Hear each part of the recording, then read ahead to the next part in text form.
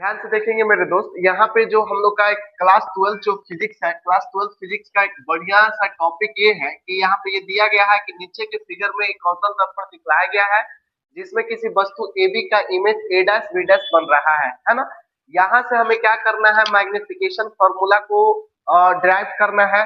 Magnification formula कैसे drive होता है इसके अकॉर्डिंग हम लोग सीखेंगे। तो वही चीज लिखा गया है कि किसी भी कनकेव मिरर में कोई ऑब्जेक्ट है जो कि ए बी है और उस ए बी का इमेज जो है ए डैश बी डैश बन रहा है, वहां से मुझे मैग्निफिकेशन फॉर्मूला को ड्राइव करना है। तो देखिए, सबसे पहली चीज ये कि हम लोग इसको आगे की ओर प्रोसीड करते हैं, कैसे हम लोग मैग्निफिकेशन जो फॉर्मूला आएगा उसको हम लोग कैसे निकालेंगे ये चीज हम देखते हैं ना। तो सबसे पहले हमारे पास यहाँ एक कनकेव मिरर हो गया, ये हमारे पास कौन सा मिरर हो गया, कनकेव मिरर हो गया। ये हमारा पोल है, ये हमारा फोकस है और ये हमारा सेंटर ऑफ कर्वेचर होता है। ठीक है ना, क्लियर है। इस वाले को हम लोग प्रिंसिपल एक्सिस बोलते हैं ना। अगर कोई भी ऑब्जेक्ट हमारे पास इनफाइनाइट और सेंटर ऑफ कर्वेचर के बीच होता है, मतलब ये हमारा ऑब्जेक्ट है, ये हमारा ऑब्जेक्ट का लोकेशन है और ये ऑब्जेक्ट का जो लोकेशन है इनफाइनाइट और सेंटर ऑफ कर्वेचर के बीच है। इनफाइनाइट और सेंटर ऑफ कर्वेचर के बीच में किसी भी कोई भी ऑब्जेक्ट रहता है तो उसका इमेज कहाँ फॉर्म होता है। सबसे पहले यहाँ पे हम लोग साइन कन्वेंशन यानी चेन परिपाटी के जो रूल होते हैं, जो लॉ होते हैं उसका हम लोग यूज करेंगे। तो चेन परिपाटी के जो नियम होते हैं वो क्या होते हैं, सबसे पहले ऑब्जेक्ट से मल्टीपल किरण रेडियस इमिट होती है। मल्टीपल किरण क्या होती है, इमिट होती है। तो जब मल्टीपल किरण रे इमिट होंगी तो किसी भी इमेज को फॉर्म करने के लिए मिनिमम मेरे पास दो रे इंटरसेक्ट कहीं ना कहीं होना चाहिए। तो जब दो रे इंटरसेक्ट होती है तब जाके हमें इमेज फॉर्म होती है, ये चीज तो सबको पता है। तो सबसे पहली चीज ये कि साइन कन्वेंशन का रूल क्या क्या होता है, मैं आपको यहाँ पे सारी चीजों को एक बार एक्सप्लेन कर दे रहा हूँ। साइन कन्वेंशन का रूल ये होता है कि सबसे पहले ये मान लीजिए चाहे वो कनकेव हो चाहे वो कन्वेक्स हो, है ना। ये हमारे पास पोल है, ये हमारे पास फोकस है, ये हमारे पास सेंटर ऑफ कर्वेचर है। किसी भी रे को, कोई भी रे जो कि इस प्रिंसिपल एक्सिस के पैरेलल आती है, आफ्टर रिफ्लेक्शन वो फोकस से इंटरसेक्ट होती है। माफ कीजिएगा, फोकस हम यहाँ ले लेते हैं। फोकस से इंटरसेक्ट होती है, कहां से इंटरसेक्ट होती है, फोकस से इंटरसेक्ट होती है ना। ये बात क्लियर है। दूसरी चीज ये कि अगर ये पहला रूल हो गया, पहले इस रूल को याद रखना है, या इसी रूल से हम लोग इमेज फॉर्मेशन करते हैं, पोल फोकस और ये centre of curvature. Next rule क्या कहता है, ये फर्स्ट रूल हो गया, ये सेकेंड रूल हो गया। तो सेकेंड रूल ये कहता है कि अगर किसी भी रे को हम लोग फोकस से इंटरसेक्ट कराते हैं, यानी फोकस से, माफ कीजिए इंटरसेक्ट कर रहा है, फोकस से गुजारते हैं, तो आफ्टर रिफ्लेक्शन वो आफ्टर रिफ्लेक्शन इस प्रिंसिपल एक्सिस के पैरेलल वो क्या हो जाता है, निकल जाता है। देख रहे हैं ना, ये किरण ऐसे जब किसी हम लोग रे को फोकस से गुजारते हैं, फोकस से पासिंग कराई जाती है, तो आफ्टर रिफ्लेक्शन वो प्रिंसिपल एक्सिस के पैरेलल क्या हो जाती है, निकल जाती है। क्लियर है। तीसरा नंबर क्या है कि अगर मान लीजिए तीसरा रूल ये कहता है कि हमारे पास एक कनकेव मिरर है, ये पोल है, ये फोकस है, ये सेंटर ऑफ कर्वेचर है।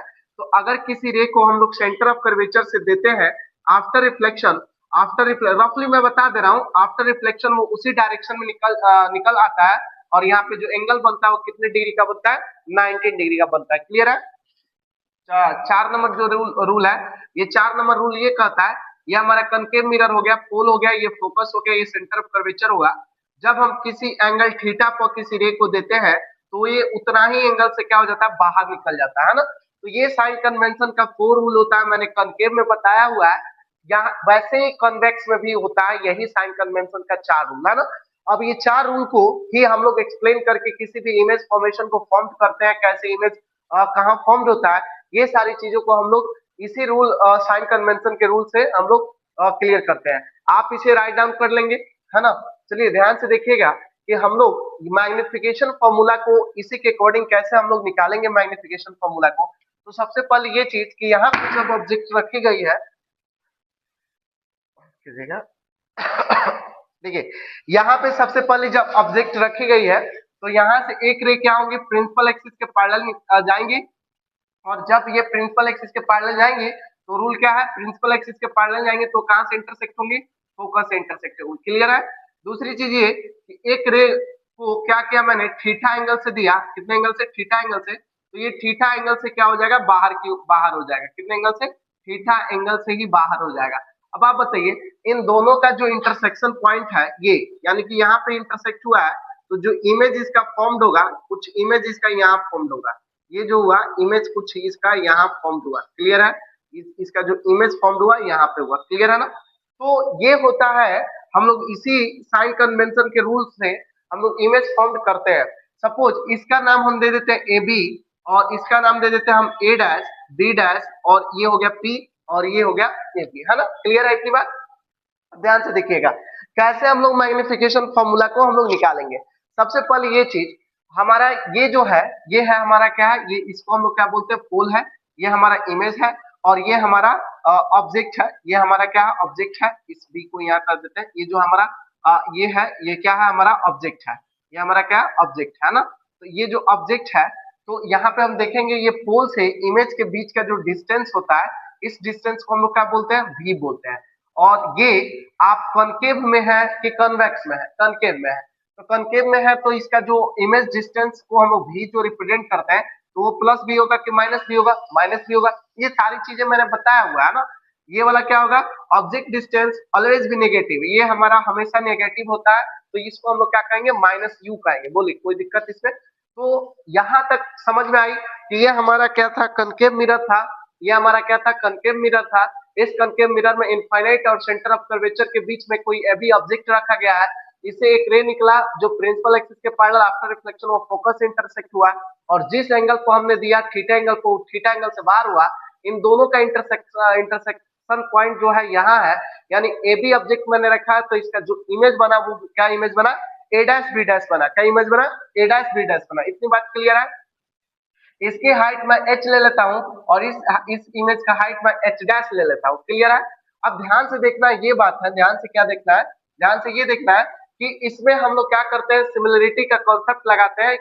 सिमिलरिटी का कॉन्सेप्ट क्या है, तो देखिए सबसे पहले बात कीजिए यहाँ पे, इस वाले त्रिभुज को देखिए, इस वाले त्रिभुज को ए बी पी, और ए डैश बी डैश पी में, मैंने क्या बोला, एक बार ध्यान समझिएगा, ए बी पी और ए डैश बी डैश पी में। तो यहाँ पे हम बात करते हैं समरूप त्रिभुज, समरूप त्रिभुज ए बी पी और त्रिभुज ए डैश बी डैश पी में, ए डैश बी डैश पी में, है ना।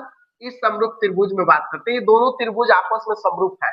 और ये समरूप कैसे है, सबसे पहले ये देखिए, इसकी साइड इस साइड के कोरस्पॉन्डिंग, इसकी साइड इस साइड के कोरस्पॉन्डिंग है, इस साइड के कोरस्पॉन्डिंग है, यहाँ पे जो एंगल वो इस एंगल के कोरस्पॉन्डिंग है, यानी ये देखा जाए तो एस ए एस सिमिलरिटी से ये क्या है, सिमिलर है, क्लियर है ना। तो ये दोनों ट्रायंगल क्या है, ये समरूप त्रिभुज अगर ए बी पी और ए डैश पी डैश बी में देखा जाए, ये दोनों ट्रायंगल सिमिलर है।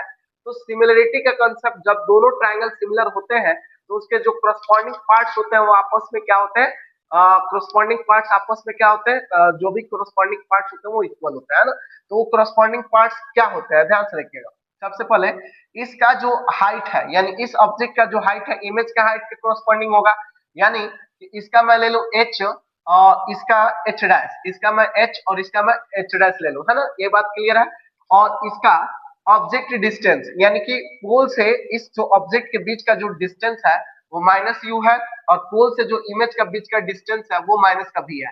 मैंने मतलब ये मैंने देखा कि जो ऑब्जेक्ट का जो हाइट है, ऑब्जेक्ट का हाइट इमेज के हाइट के करस्पॉन्डिंग होगा। जब ये दोनों ट्राइंगल सिमिलर होंगे तो सिमिलर है तो इसकी हाइट इसके हाइट के करस्पॉन्डिंग होंगी, और इसका जो डिस्टेंस होगा, ऑब्जेक्ट का जो डिस्टेंस होगा इमेज के डिस्टेंस के करस्पॉन्डिंग होगा, है ना, क्लियर है इतनी बात। तो यहाँ से क्या देखे हम लोग, ये माइनस से माइनस कैंसिल आउट हो जाएगा, है ना, माइनस से माइनस क्या हो जाएगा, कैंसिल आउट हो जाएगा। एक चीज और, यहाँ पे जो ऑब्जेक्ट हाइट है प्रिंसिपल एक्सिस के ऊपर है तो प्लस लेंगे, इमेज हाइट जो प्रिंसिपल एक्सिस से नीचे होगा तो क्या लेंगे, माइनस कर लेंगे, ठीक है ना। अब इसको हम लोग क्या करते हैं, h बाई एच डैश, इस माइनस को उधर दे देते हैं तो माइनस यू बाई भी, है ना। अब इसको हम लोग क्या करते हैं, पलट देते हैं, तो ये जब पलटेंगे तो h डैश बाई एच, और ये हो जाएगा माइनस v बाई यू।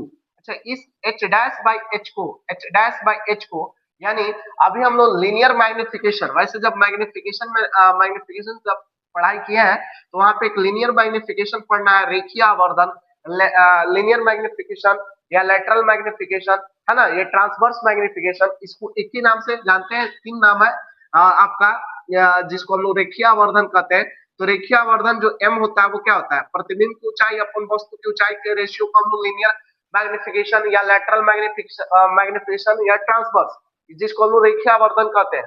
तो एच डैश बाई एच को हम लोग क्या कहेंगे एम, और ये हो जाएगा माइनस वी बाई यू। तो देखिए एम की जो फॉर्मूला आया फर्स्ट वाला ये आया माइनस वी बटा u, minus v upon u. V क्या है इमेज डिस्टेंस, यू क्या है ऑब्जेक्ट डिस्टेंस, है ना। तो ये जो चीज याद रखना है कि जो ऑब्जेक्ट की हाइट होती है, ऑब्जेक्ट की जो हाइट होती है वो किसके क्रॉसपॉन्डिंग, तो ऑब्जेक्ट डिस्टेंस के, और जो इमेज की हाइट होती है वो किसके क्रॉसपॉन्डिंग जा रहा है यहाँ पे वी के, यानी कि इमेज डिस्टेंस के। क्लियर है इतनी बात। तो ये चीज यहाँ से हम लोग निकाले लीनियर जो मैग्निफिकेशन एम आया वो माइनस वी अपॉन यू आया, है ना। इसी के अकॉर्डिंग और भी सारे फॉर्मूले इसे निकाले जाते हैं। वो सारे फॉर्मूले क्या है चलिए उसको हम लोग देखते हैं। सबसे पहले मिरर फॉर्मूला हम लोग लगाते हैं, यहाँ पे ध्यान से देखिएगा नाउ, है ना। या इसको हम नोट में लिख लेते हैं, नोट वी नो दैट, हम लोग जानते हैं mirror formula 1 by v plus 1 by u is equal to 1 by f, ये हमारे पास मिरर फॉर्मूला होता है। इस मिरर फॉर्मूला में हम लोग क्या करते हैं, अगर दोनों तरफ से हम लोग वी से गुणा करते हैं, यानी कि दोनों तरफ v से गुणा करने पर, v से गुणा करने पर, है ना, taking multiply both side on v, है ना।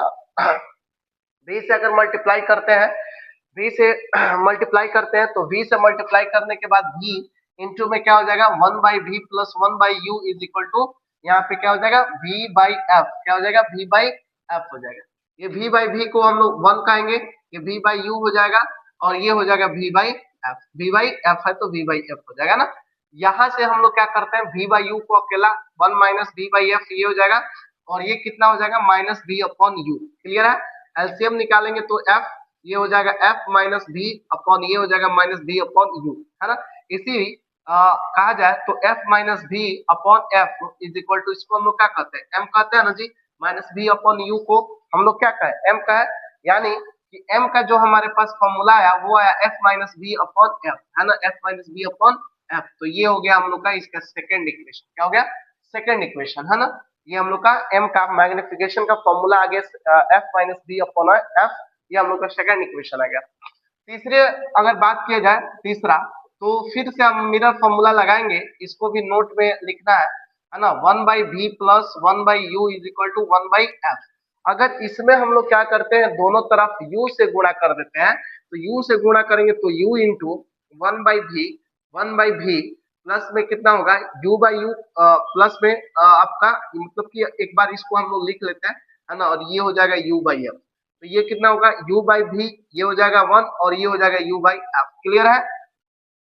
इस u बाई वी को अलग करते हैं, u बाई वी को अलग करते हैं तो ये जाएगा u बाई वी उधर, ये 1 minus u by f is equal to u by v, ठीक है ना। एलसीएम निकाल लीजिए तो ये हो जाएगा f, ये हो जाएगा f minus u by v, है ना। इसको पलटते हैं तो ये हो जाएगा f by f minus u, ये हो जाएगा v बाई u, ठीक है ना। ध्यान से देखिएगा इस u बाई एफ को, u बाई ये जो u बाई वी है उधर गया तो किस में जाएगा माइनस में ना होगा, तो ये माइनस v बाई यू। इस माइनस v बाई यू को हम लोग क्या कहते हैं m कहते हैं, तो डायरेक्ट यहाँ लिख देते हैं m is equal to f by f minus u. ये जो है ये इसका थर्ड इक्वेशन हो गया, क्या हो गया थर्ड इक्वेशन हो गया। क्लियर है ना। तो ये जो लीनियर मैग्निफिकेशन का जो फॉर्मूला m का जो फॉर्मूला है, एक माइनस v बाई यू आया, एक f minus v by f आया, एक m is equal to f by f minus u आया। यानी कि अगर यहाँ पे हम बात करें तो linear magnification m is equal to h dash by h, फिर माइनस v बाई यू, क्या है माइनस v बाई यू आया, फिर क्या आया आपका f minus v by f आया, फिर क्या आया f by f minus u आया। ये चारों के चारों फॉर्मूले याद रखने हैं आपको, चारों के चारों जो फॉर्मूले हैं ये सारे फॉर्मूले आपको याद रखने हैं। अब जाके इससे हम लोग क्या करेंगे न्यूमेरिकल कर पाएंगे, ठीक है ना। तो आई होप कि ये सारी चीजें आपको समझ में आई होगी। अगर कोई भी दिक्कत हो तो आप जरूर कमेंट सेक्शन में बताएंगे कि भाई मुझे यहाँ प्रॉब्लम है। तो अभी के लिए इतना ही रहने देते हैं, फिर हम लोग नेक्स्ट वीडियो में बात करेंगे आगे की टॉपिक, फिजिक्स के आगे की टॉपिक।